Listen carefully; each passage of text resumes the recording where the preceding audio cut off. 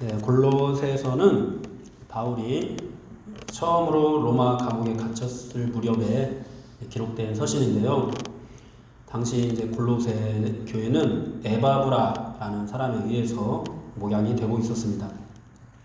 그런데 여러 가지 이단 사상들이 교회에 들어와서 교회 질서를 위협하고 성도들을 혼란에 빠뜨리는 그런 일들이 일어나게 되었습니다. 거짓 교사들은 성도들에게 다양한 철학과 세상의 학문들 또는 율법주의와 혼합된 이단 사상들을 가르쳤습니다. 쉽게 말하면 이런 겁니다. 예수 믿는 것으로는 부족하다. 예수님만으로는 부족하다. 구약의 율법과 할례도 지켜야 한다. 날과 달과 절기도 지켜야 한다. 예수 믿는 것으로는 부족하다. 뭔가 고귀한 지식도 있어야 한다. 영은 선한 것이고 육은 악한 것인데 육적인 모든 행동들에 대해서 금욕적인 삶도 살면서 굉장히 고강도의 어떤 경건 훈련, 영성 훈련을 해야 된다. 이런 식의 가르침이었습니다. 얼핏 들으면은 어떤 것들은 정말 맞는 것 같다라는 생각이 들기도 합니다. 예수 믿는 것도 좋지만 예수 믿는 것만 최고가 아니다. 세상에 있는 다른 종교에도 좋은 것들이 많다. 세상의 학문과 도덕도 매우 훌륭하다. 예수도 믿고 이런 것들도 따르면 좋은 것 아니냐. 그러나 여러분, 그럴싸하게 들리지만은요, 이런 주장을 하는 사람들 또는 이런 주장에 솔깃한 사람들은요, 예수님이 어떤 분인지를 모르는 겁니다. 예수님이 누구신지 어떤 메시아인지를 모르니까 이런 주장을 하는 거고 이런 생각을 하는 겁니다. 오늘날에도 교회는 각종 이단과 사상들의 공격에 노출이 되어 있습니다. 우리가 알지 못하는 사이에 이 세상의 문화와 가치들이 기독교의 교리를 너무나 많이 훼손하고 있습니다. 때로는 어떤 신령한 경험들, 은사주의라고 표현되는 그런 것들이 우리의 신앙을 오직 예수의 신앙이 아닌 어떤 특정한 경험과 방법에 치중한 그런 신앙으로 변질시키기도 합니다. 신앙이 변질되면 신앙을 완전히 잃어버리고 교회를 떠나는 일들이 발생하기도 하고요. 또 이단 사상에 빠지는 그런 일들도 일어납니다. 그런데 이런 것들보다도 우리 가운데서 가장 빈번하게 일어나는 일들이 어떤 일인지 아십니까? 여러분, 우리 안에서 이런 사람들이 우리 안에 들어올 때 가장 빈번하게 일어나는 일은요, 신앙과 삶이 분리되는 현상입니다. 교회에서 예배 드릴 때, 이제 소위 종교 활동이죠. 종교 활동이라는 것을 할 때는 예수님을 그렇게 의지합니다. 주님만 찾습니다. 회개를 하고 찬양과 경배를 드리고 예배를 드릴 때 너무도 예수님을 필요로 합니다. 예수님이 없이는 하나님 앞에 나아갈 수 없다고 하니까 예수님을 그렇게 의지하는 거죠. 예수님을 통해서만 죄 용서를 받을 수 있다고 하니까 예수님만 찾는 거죠. 그런데 여러분들이 이제 가정생활할 때, 또 학교생활할 때, 또는 일터에서는 어떻습니까? 여러분, 공부할 때만 하더라도 예수님이 가장 우선되지 않습니다. 내 노력이 중요하고 어떤 시험에 대한 정보력이 더 중요하고 또 어떤 선생님한테 배우는가가 더 중요합니다. 공부를 위해서는 또 예수님을 잠시 미뤄둬도 된다라고 생각을 합니다. 사회생활을 할 때도 그렇습니다. 심지어 가족이라는 작은 사회 속에서도 예수님이 전부가 아니라 다른 가치가 우선할 때가 참 많이 있습니다. 왜 그렇다고요? 예수님을 잘 모르기 때문입니다. 예수님으로는 충분하지 않다고 생각하기 때문입니다. 예수님도 중요하긴 중요한데 그래서 적당히 기도도 하고 적당히 신앙의 양심도 지켜나가는데 그것만으로 살면은 손해본다, 뒤처진다 이렇게 생각을 하게 되는 것이죠. 왜 이런 일이 일어나게 될까요? 다시 한번 말씀드립니다. 우리가 예수님을 모르기 때문입니다. 우리 안에 예수님보다 나 자신을 사랑하는 마음, 더 사랑하는 마음이 있기 때문입니다. 예수가 가장 귀하다, 예수님이 가장 귀하다라는 것을 깨닫지 못했기 때문입니다. 여러분, 우리가 신앙생활을 하는 데 있어서요, 이 예수님을 아는 것은 너무도 중요합니다. 그리고 매 순간 내 안에 있는 이기심을 회개하고 예수님을 사랑하는 마음으로 돌이키는 이 과정들을 반복해 가는 것 너무도 중요합니다. 이것을 조금 더 다르게 표현한다면은 예수님과 동행하는 것, 예수님과 함께하는 것, 모든 삶의 영역에서 예수님을 늘 만나는 그런 삶을 살아가는 것. 여러분 이것은 너무도 중요합니다. 여러분이 진정으로 예수님을 알고 날마다 예수님과 함께하는 삶을 살게 된다면은 여러분의 삶은 그냥 신앙생활만 그러는 게 아니라 여기 나와서 예배 드리는 것도 달라지겠지만은 여러분들의 삶 전체는 완전히 달라지게 될 겁니다. 완전히 새로워지게 될 겁니다. 다른 박질에도 지치지 않고 날마다 새 힘을 얻으면서 감사와 만족이 넘치는 신앙생활을 하게 될 겁니다. 모든 일을 하는 데 있어서 가장 중요한 분은 예수님이 될 겁니다. 그러나 예수님을 모르면요, 여러분 마치 맞지 않는 옷을 입은 것처럼 여기 나와서 신앙생활 하는 것이 너무 불편해집니다. 밖에 나가서 내가 예수 믿는 사람이다 라고 드러내는 것도 너무 불편해집니다. 여러분들은 혹시 어떻습니까? 이 자리에서 나와서 예배 드리는 것이 정말 편하고 행복합니까? 아니면 왠지 모르게 불편하십니까? 여러분 조금 더 이른 시간에 이곳에 10분이라도 먼저 나와서 이 앞에 앉아서 기도하고 있는 것, 그렇게 예수님이 나의 주인이시다 라는 것들을 나의 삶의 모습으로 고백하는 것이 여러분 너무 기쁘고 행복하십니까? 아니면 조금 불편하십니까? 여러분들이 밖에서 이제 학교에서 생활하든지 일터에서 생활하든지 할 때 나 예수 믿는 사람이야 라고 드러내는 것이 너무 기쁘고 행복하고 평안하십니까? 아니면 너무 진짜 웬만하면 내 이걸 드러내고 싶지 않은데 이러면서 불편하십니까? 사랑하는 여러분, 우리 안에서 예수님을 믿는 것, 교회 안에서 뿐만 아니라 우리가 밖에서 생활할 때도 예수님을 믿는 그 믿음을 드러내는 이 일들이 자꾸만 불편하고 뭔가 어색한 것은요, 우리가 예수님을 너무도 모르기 때문입니다. 골로새 교회 성도들은 복음의 진리를 받아들인 후 이 믿음과 사랑이 굉장히 소문난 교회였습니다. 그들은 5절에서 하늘의 소망을 쌓는 사람들이었다고 말씀을 하고요. 또 6절을 보면은 복음을 듣고 열매를 맺는 사람이었다고 말씀을 합니다. 여러분 이들은 얼마나 훌륭한 성도들이었는지 모릅니다. 그런데 그들에게 잘못된 그런 가르침이 전해지자 이단에 빠지는 사람들이 나타났습니다. 또 잘못된 열심에 빠지는 사람들도 나타났습니다. 그리고 교회 안에서 다툼을 일으키는 사람들도 생겨났습니다. 참 믿음으로 소문난, 칭찬받는 골로새 교회 가운데도 이런 일들이 일어났다면은 어쩌면 우리 안에서, 아니 이 땅에 있는 모든 교회 안에서 이런 일들이 반복해서 일어나는 것은 너무도 당연한 일인지도 모릅니다. 그러나 여러분 분명한 것은요, 오늘 이 골로새서를 통해서 하나님께서는 이 골로새 성도들에게 예수님이 어떠한 분인지 알면은 너희가 그럴 수 없다라는 말씀을 주고 있습니다. 즉 오늘날 우리 안에 이와 비슷한 문제들이 일어나고 있다면은 여러분들이 예수님이 어떠한 메시아이신지를 알게 된다면 절대로 그와 같이 할 수 없다라는 것입니다. 오늘 사도 바울은 이 골로새서를 통해서 이제 교회 안에서 일어나고 있는 문제에 대해서 나름대로 해결책을 제시하고 있는데요. 다양한 서신서들을 통해서 그런 해결책을 제시를 하죠. 모든 서신서들을 보면은 교회 안에서 일어나고 있는 문제들은 대체로 비슷합니다. 거짓 교사들의 가르침, 교회 안에서 일어나는 어떤 분열들, 이단 사상들, 또는 율법주의에 빠지는 그런 문제들, 이단에 빠지는 문제들, 이런 일들이 있습니다. 오늘 이런 문제들 앞에 사도 바울은 예수님이 누구신가, 그리스도 예수가 누구신가, 이것을 알리는 것으로 해결책을 제시하고 있습니다. 오늘 여러분도 이 말씀을 통해서 예수님이 어떤 분이신지를 더 깊이 깨닫게 되는 은혜가 있기를 바랍니다. 오직 예수님으로 살아가는 힘을 얻고 여러분들 안에 있는 모든 그런 신앙의 문제들이 해결될 뿐만 아니라 여러분들이 모든 삶의 영역에서 교회에서든지 다른 가정이든지 학교에서든지 정말 이 믿음으로 살아가게 되는 그런 은혜가 있기를 바랍니다. 오늘 이제 15절부터 예수님이 어떤 분인지에 대해서 우리에게 소개를 해주고 있는데요. 그는 보이지 않는 하나님의 형상이시요. 이 그는 바로 예수 그리스도이십니다. 여러분, 그분은 모든 피조물보다 먼저 나신 분이라고 말씀을 하고 있습니다. 먼저 나셨다.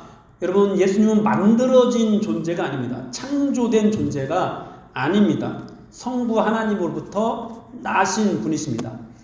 성부, 성자, 성령님이 어떻게 우리가 구분이 되는지 사실 우리 인간의 언어와 인간의 지식으로는 뭔가를 가르치거나 이거를 전달하거나 이해하기가 참 어렵습니다. 우리가 하나님 나라에 가서나 이 삼위일체 하나님을 아마 바르게 이해할 수 있지 않을까, 정말 정확하게 이해할 수 있지 않을까 싶은데요.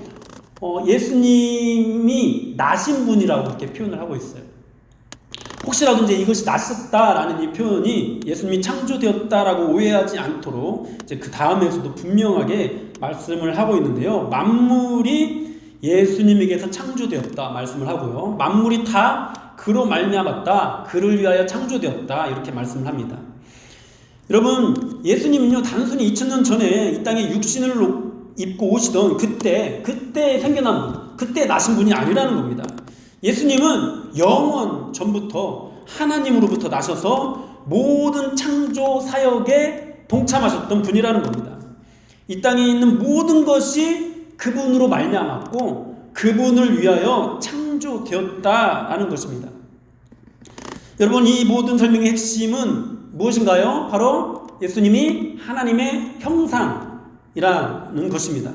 이 형상으로 번역된 헬라어는 에이콘인데요. 오늘날 이제 영어로 아이콘의 어원이 되는 그런 말씀이기도 합니다. 단어이기도 합니다. 여러분, 예수님이 하나님의 아이콘이라는 거예요. 이제 이것을 다른 성경에서 표현된 것을 빌리자면은 그는 근본 하나님과 본체시다 이렇게 말씀을 하고요. 또 히브리서에서는 이는 하나님의 영광의 광채시요 그 본체의 형상이다 이렇게 표현이 되기도 합니다. 여러분, 모두 같은 맥락의 말씀입니다. 예수님이 곧 하나님이시다 라는 그런 뜻입니다. 여러분, 이것이 왜 중요했냐면요, 당시 사람들은 예수님을 좀 열등한 존재로 여기는 그런 사람들이 많이 있었습니다. 인간의 몸을 입고 오신 신은 신 중에서도 가장 낮은 신, 가장 저급한 신이라고 여기던 그런 사상들이 이 헬라 철학 안에 있었고, 그러다 보니까 육신을 입고 오신 예수님은 절대로 고등한 신이 될 수 없는 거예요. 높은 신이 될 수 없는 거예요. 굉장히 열등한 신, 좀 저급한 신으로 취급되었던 거예요. 그래서 예수님이 이 땅에 오셔서 많은 기적을 행하셨지만은 실제로 예수님은 그렇게 큰 힘이 없는, 그렇게 지위가 높은 신이 아닌 분으로 여겨졌습니다. 어떤 또 이단은 이런 예수님을 그냥 단순히 인간으로 치부하기도 했습니다. 평범한 인간일 뿐이었지만은 이 땅에 사는 동안 하나님께 순종해서 하나님께서 예수님을 하나님의 아들로 승격시켰다, 이런 식으로 보는 것이었습니다. 그래서 우리도 열심히 하나님께 순종하면은 예수님처럼 하나님의 자녀로 승격될 수 있다, 이렇게 가르치는 것이었습니다. 여러분, 이런 생각들의 결론, 이런 가르침들의 결론은 하나입니다. 예수님만이 전부가 아니다. 예수님이 최고가 아니다. 예수 말고 다른 것도 필요하다. 예수 말고 다른 길도 있다. 그렇게 말을 하면서 세상의 다른 학문들, 철학들, 어떤 고된 훈련들, 고된 어떤 경건의 훈련들, 또 율법들, 또 심지어 다른 종교까지 기독교 신앙에 접목시켜 버리는 것입니다. 사랑하는 여러분, 여러분들에게 있어서 예수님은 어떤 존재이신가요? 오늘날 예수님을 믿는다는 사람들 중에서도 예수님을 너무 가볍게 이렇게 믿고 있는 사람들이 있습니다. 그러면 어떤 일이 일어납니까? 아까 서두에서 말씀드린 대로 삶과 신앙이 분리되게 됩니다. 여러분들이 교회 나와서도 하나님 앞에 예배 드리는 데 있어서도 어떤 정성이 없는 것, 그저 가만히 매것이 있는 것, 여러분, 그분이 얼마나 높은 분인지를 모르기 때문인 거예요. 그분이 어떤 분인지를 모르기 때문인 거예요. 또 교회 나와서는 정말 열심히 신앙생활 하는데, 정말 모범적으로 앞에 서기도 하고 봉사도 하고 그렇게 하는데, 내가 삶으로 돌아가면은 전혀 예수 믿는 사람의 어떤 그런 모습들이 나타나지 않는 거, 그런 어떤 예수님의 복음을 자랑하든지 증거하든지 이런 삶의 모습으로 내가 나아가지 못하는 거, 이런 것들이 일어나는 일들은 이유는 여러분 우리가 그 예수님이 전부가 되지 못한다고. 교회에서는 예수님이 전부인데 삶에서는 아니야. 공부할 때는 아니야. 내가 직장 생활할 때는 아니야. 내가 뭐 돈을 벌 때는 아니야. 이렇게 생각을 하게 되기 때문입니다. 그래서 자꾸만 예수님이 아닌 다른 것들을 끼워 넣는 거예요. 감히 교회에서 신앙생활하는 데서는 잘 끼워 넣지 않아요, 대체적으로. 그러나 삶 속에서는 예수님이 아닌 다른 것들을 굉장히 많이 끼워 넣습니다. 그래서 교회에 나와서는 열심히 예수님을 찾는데 가정에서는 또 학교에서는 일터에서는 예수님을 찾지 않는 그런 일들이 나타납니다. 어떤 선택을 해나가는 기준이 예수 그리스도가 되는 것이 아니라 어떤 것이 더 효율적인가, 어떻게 했을 때 더 성과가 있는가, 어떻게 하면은 나에게 이익이 있는가, 이런 것들이 기준이 되는 거죠.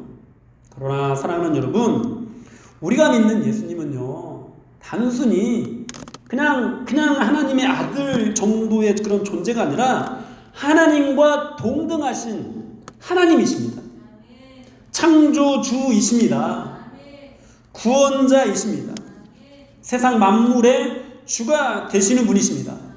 온 세상의 왕이 되는 분이십니다. 여러분, 예수님을 믿는 사람에게만 왕이 되고 주가 되시는 것이 아니라 예수님을 믿지 않는 사람들에게도 왕이 되시고 주가 되시는 분이십니다. 그들이 그것을 믿지 않는다고요? 그것과는 상관이 없어요. 그들이 그 사실을 믿든지 믿지 않든지 상관없이 예수님은 모든 만물의 주인이 되시는 분이십니다. 예수님은요, 여러분들의 학교에서도 주인이십니다. 왕이십니다. 예수님은요, 여러분들의 일터에서도 여러분들의 일터에서 여러분들의 오너가 여러분들의 주인이 되는 것이 아니라, 여러분들의 상관, 상사가 여러분들의 주인이 되는 것이 아니라 그보다도 훨씬 더 높은 곳에 우리 주님이 계신다라는 것입니다. 우리는 그분의 종이고 그분을 위해서 존재해야 할 뿐입니다. 여러분, 우리가 믿는 예수님은 바로 그런 분이십니다. 어떤 사람들은 또 이렇게 질문을 할 수도 있습니다. 그래서 어쨌다고요? 예수님이 하나님이라는 이 사실이 어떤 의미인지, 그래서 어쨌다는 것인지 사실 뭔가 막 설명해 내기로는 참 어렵습니다. 이것으로 야, 너 그래 예수 믿어야 돼. 너 이제 예수님이 전부인 삶을 살아야 돼. 이렇게 뭔가 설득하는 것은 여러분 어쩌면은요 불가능한 일인지도 모릅니다. 우리는 그분을 볼 수 없고 그분을 만질 수 없기 때문입니다. 그래서 오늘 본문에서도 그는 보이지 않는 하나님의 형상이라고 말씀을 하고 있습니다. 그러면서요 그저 선언해요. 예수님은 보이지 않는 하나님의 형상이야. 예수님은 만물의 주인이야. 예수님, 이 모든 세상이 예수님을 위해서 창조됐어. 이 모든 만물이 예수님으로부터 말미암았고 예수님을 위해서 존재해. 여러분, 오늘 이 말씀으로 여러분들을 설득하려고 하는 것이 아니에요. 그냥 선언하는 거예요. 예수님은 모든 영역에서, 여러분들의 모든 삶의 영역에서 여러분들의 주인이십니다. 할렐루야. 예수님은 여러분들이 이 발을 딛고 사는 이 모든 땅에서 그 어떤 곳에서든지 그 누구보다도 훨씬 더 높은 분이십니다. 여러분, 정말 많은 사람들이요 이 음성을 듣고요 그분 앞에 무릎을 꿇었습니다. 그리고 놀랍게 변화되었습니다. 여러 시험들을 이기고 온전한 믿음을 갖게 되었습니다. 효율적이지 못해도 또는 성과가 없어도 나에게 이익이 없어도 그리스도를 택하는 그런 삶을 살았습니다. 여러분들의 믿음의 선배들이 그렇게 살면서 여러분들에게 복음을 전해 주었습니다. 또 지금도 여러분들의 이곳에 함께하는 여러분들의 선생님들이 여러분 그렇게 예수님을 붙잡고 시간을 내어서 여러분들을 섬기고 있습니다. 때로는 여러분들의 모든 짜증들을 다 받아가면서도 그렇게 여러분들을 섬기고 있습니다. 효율적이지도 않고 나에게 이익도 없고 그런데도 불구하고 그렇게 하고 있습니다. 왜요? 예수님이 하나님이시기 때문입니다. 여러분들 안에서도 이 사실을 온전하게 받아들이게 되는 은혜가 있기를 바랍니다. 그것을 받아들이게 되는 것은요, 성령의 은혜로서만 가능해요. 성령의 은혜가 여러분들 가운데 충만하게 임하기를 진심으로 축복합니다. 이어서 이 하나님의 형상인 그리스도께서 교회의 머리가 되신다, 이렇게 말씀을 합니다. 18절에서 그는 몸인 교회의 머리시다, 이렇게 말씀을 하는데요. 여러분, 이 예수님께서 교회의 머리가 되신다는 말씀은 에베소서에서도 나옵니다. 우리가 지난번에도 한번 이 에베소서 말씀을 살펴본 적이 있죠. 그런데 이 에베소서에서 강조점은 예수님이 교회의 머리신데 교회의 몸된 너희가 어떤 존재인지에 있습니다. 그러니까 이런 거죠. 예수님이 교회의 머리야. 그리고 너희가 어떤 존재인데, 예수님이 너희들을 어떻게 그 은혜로 말미암아서 이렇게 구원을 해주셨는데, 너희가 그렇게 몸이 됐는데, 여기에 강조점이 있다면은 예수님이 골로새서에서는 예수님이 교회의 머리야. 그분이 어떤 분인데, 그분이 어떤 메시아이신데, 여기에 이제 강조점이 있습니다. 여러분, 우선 이 성도와 이 그리스도를 이 하나의 몸으로 설명하고 있는 것은 어떤 의미가 있습니까? 우리가 한 몸이라는 그런 의미가 있습니다. 여러분, 교회는 어떤 이익 집단이 아닙니다. 교회는 효율성으로 따지는 집단도 아닙니다.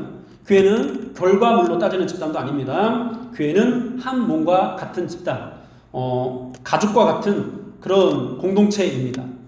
여러분, 이익이 우선하는 집단에서는요, 능력이 부족하면 어떻게 하죠? 그 사람을 그냥 잘라내 버립니다.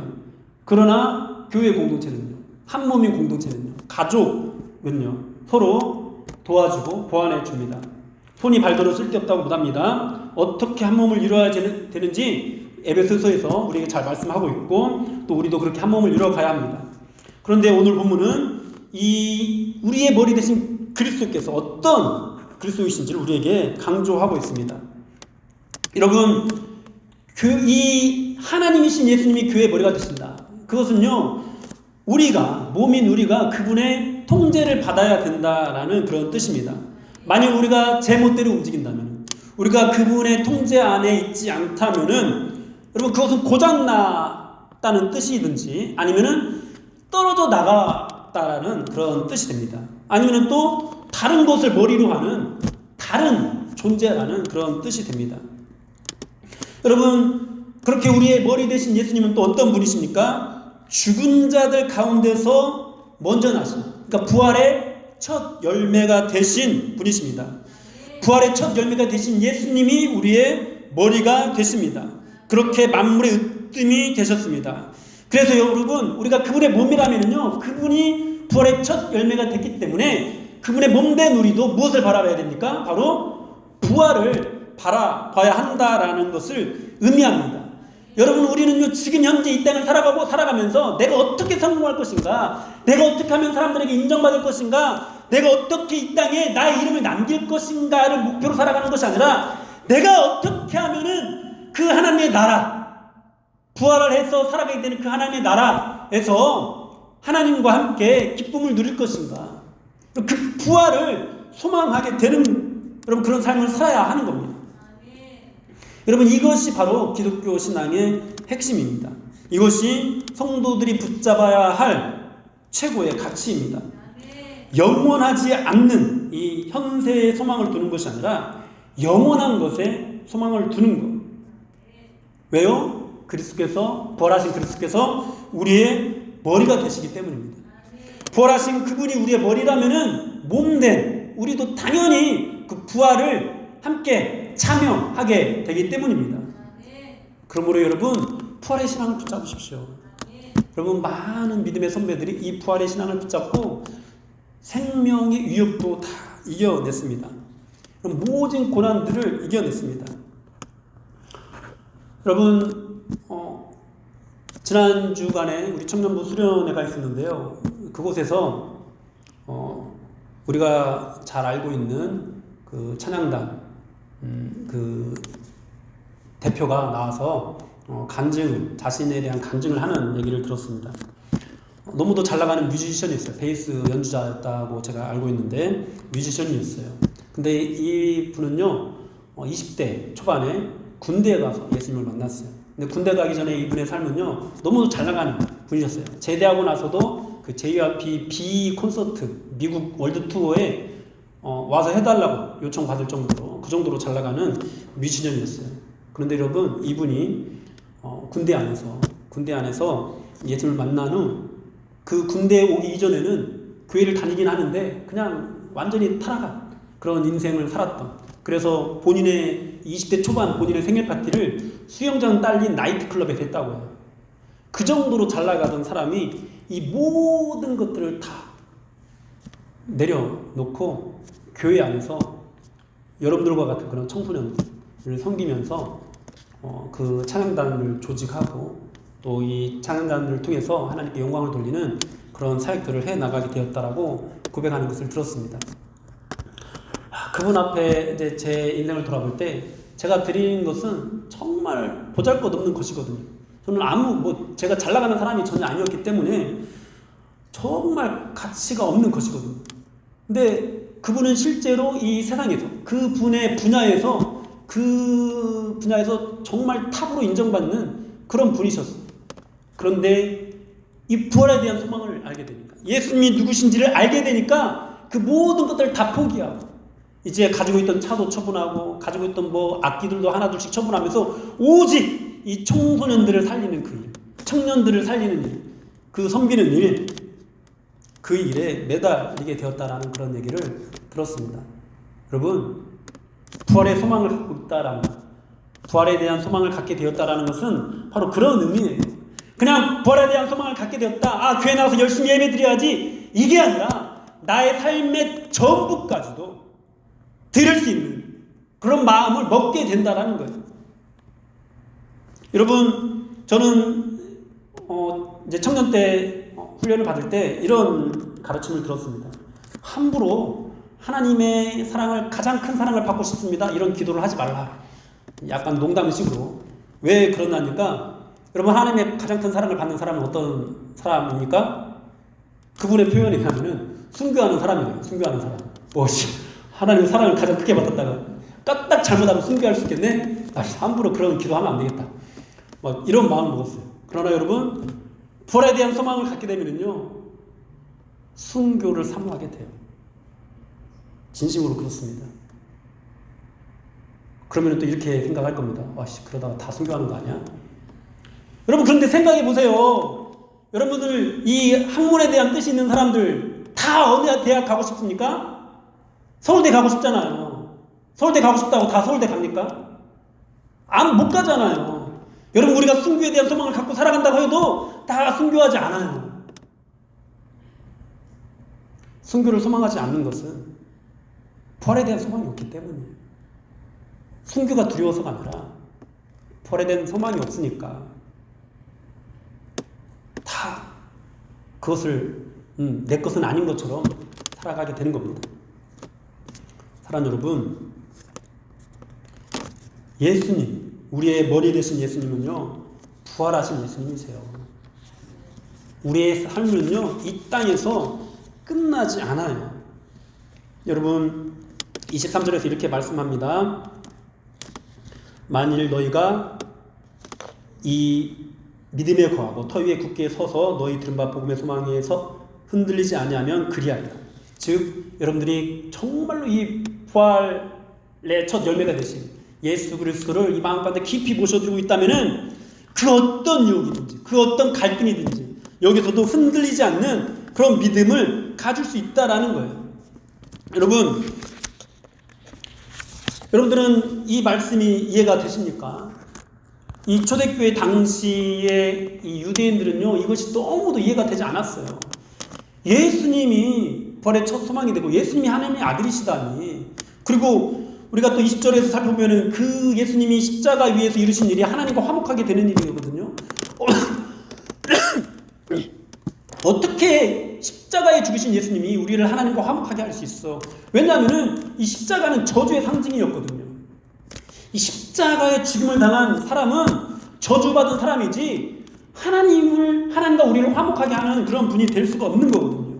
그런데 분명히 말씀합니다. 19절에서 아버지께서는 모든 충만으로 예수 안에 거하게 하신다. 사랑하는 여러분, 그 예수님이 바로 여러분들의 머리 대신 그리스도라는 거예요. 그리고 우리에게 그 신앙 안에 거할 것을 권면하고 있는 것입니다.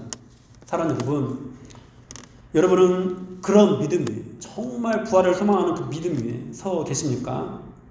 여러분들은 교회에서 뿐만 아니라 학교에서도 또 일터에서도 여러분들의 가정에서도 예수 그리스도와 그 십자가가 가장 중요한 가치가 되고 계십니까? 여러분들의 삶의 모든 영역에서 예수님만이 나의 가장 귀한 분, 나의 유일한 왕, 유일한 구원자가 되고 있습니까? 여러분, 그 믿음을 가지십시오. 오늘 이 예수님에 대해서, 예수님 어떤 분이신지에 대해서 우리에게 말씀하고 있는데요. 여러분 혹시 덕질이라는 것을 해보셨나요? 덕질이 뭔지 아시죠? 내가 좋아하는 스타가 있으면 막 그냥 편지도 쓰고 콘서트 같은 데 찾아가기도 하고 이러는 게 덕질이잖아요. 그런데 그렇게 덕질을 할 때 이 내가 좋아하는 이 스타가 정말 알고 보니까 이런 선행도 한다더라. 알고 보니까 굉장히 공부를 잘했다더라. 알고 보니까 좋은 집안 출신이라더라. 이런 걸 알면은 여러분들 어때요? 덕질을 하는데 더 힘을 받습니까? 아니면 힘을 잃게 됩니까? 더 힘을 받죠. 내가 사랑하니까 그러는 거예요. 여러분들이 정말로 부활하신 예수님을 내 안에 모셔드리고 그분을 사랑하게 된다면요, 이 성경에서 말씀하고 있는 그분의 어떠하심에 대한 이 선포를 들을 때마다 힘이 나는 거예요. 더 능력이 생기는 거예요. 더 간절해지는 거예요. 그런데 그분을 사랑하지 않으니까 예수님은 하나님과 본체시래. 예수님이 하나님이시래. 예수님이 우리의 유일한 구원자시래. 만물이 창조될 때 그분도 함께 계셨대. 이것이 나에게 아무런 상관이 없게 되는 거예요. 여러분, 정말 주님을 사랑하는 사람들에게는요, 성경을 통해서 우리가 어떻게 열심히 예수를 믿으면 이런 복이 있다더라, 이런 말씀도 있지만, 여러분, 나의 어떠함에 대한, 우리의 어떠함에 대한 그 말씀보다도요, 하나님의 어떠하심에 대한 이 선언을 들을 때마다 은혜가 되고 감동이 돼요. 그래서 내가 예수 믿는 이 모든 일들이 더 힘을 얻게 돼요. 오늘 이 말씀을 통해서 여러분들이 정말 힘을 받으려면 어떻게 되느냐? 여러분들 안에 예수가 있어야 돼요. 여러분들 안에 부활하신 예수님이 주인이 되어야 돼요. 성령의 은혜로 여러분들이 구원받는 은혜가 가득 넘쳐 흘러야 돼요. 그리고 아까도 말했지만은 그냥 아무렇게나 예수 믿는 것이 아니라 정말 순교까지도, 공부로 성공하고 싶은 사람이 서울대를 간절히 사모하는 것처럼 정말로 여러분들이 이 땅에 가치를 두고 있지 않다면은, 하늘의 소망을 두고 있는 사람이라면은 순교까지도 다 되지 않으니까 걱정하지 말고 순교까지도 사모할 수 있는 그런 마음으로 우리가 주님을 바라봐야 돼요. 왜냐고요? 부활의 첫 열매가 되신 예수님이 우리의 머리가 되시니까요. 하나님이신 예수님이 우리의 머리가 되시니까요. 그 믿음이 있다면 우리는 그 어떤 고난에서도 또 그런 어떤 유혹에서도 흔들리지 않을 겁니다. 그 믿음이 있다면요, 우리가 서로 각기 다양한 그런 말들을 하고 또 의견 대립이 있고 이런 가운데서도요, 예수님을 섬기는 거, 복음을 전하고 하나님을 예배하고 또 어려운 사람들을 섬기고, 이 일에는요 하나가 될 수 있게 될 겁니다. 그렇게 하지 못한다는 거요, 그분이 없기 때문이에요. 부활의 주님께 우리의 마음을 두지 않기 때문입니다.